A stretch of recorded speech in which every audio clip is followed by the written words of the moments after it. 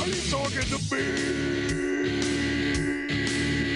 Kevin Minter? Yeah! I grew up in Orchard Park, New York, a suburb of Buffalo, New York, and it's built on a hill. And the higher up the hill you go, the more money you have. And basically, we lived below sea level on a dead-end street that literally emptied into a gravel pit. That really was the foundation of my life. The essence of the game is to drive your opponent into the ground and to do it with malice. So I think that's a great thing about the game of football, period, is it speaks to that inner animal we all have. The best thing I had going for me as a player was the fact that I knew I wasn't very talented. I knew I shouldn't have been in the league. And I knew that every day I had to give all that I possessed in order to stay in the league. It's not easy. I mean, just imagine whatever job you have.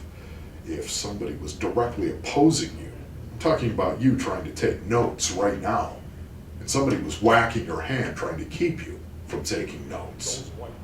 It is direct competition where somebody, once again, is trying to impede your progress and do it in a physical way and do it at the highest level our species can generate. I actually did think at the end of my career I was going to go right up into the booth and do color. If I could no longer do it, I thought talking about the game would be the next best thing, being around the game. And that certainly has been the case for me.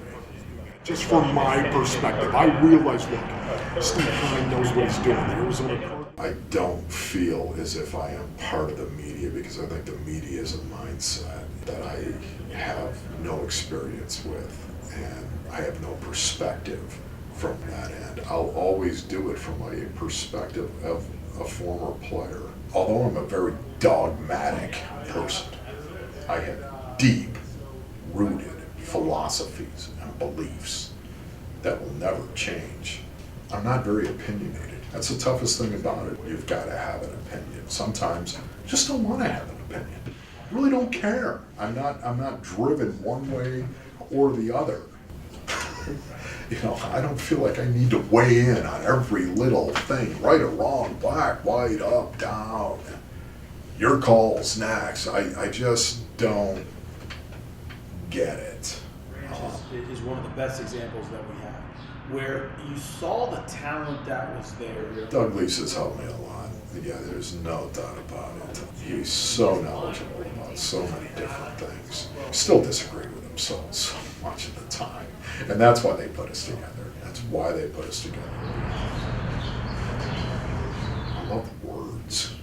Words are very, very cool, especially words that you can feel their meaning and you don't have to get a definition. Paint that picture, create something out of nothing. And that's what radio really is. Taking something, creating your opinion, your view, your observation, your thoughts out of nothingness. Wow. Yes! That's awesome. When I'm talking about the game of football, when I'm talking about sports, I'm no longer fat and 50. I'm 25 with 8% body fat and capable of ripping your lips off and pasting them to your forehead.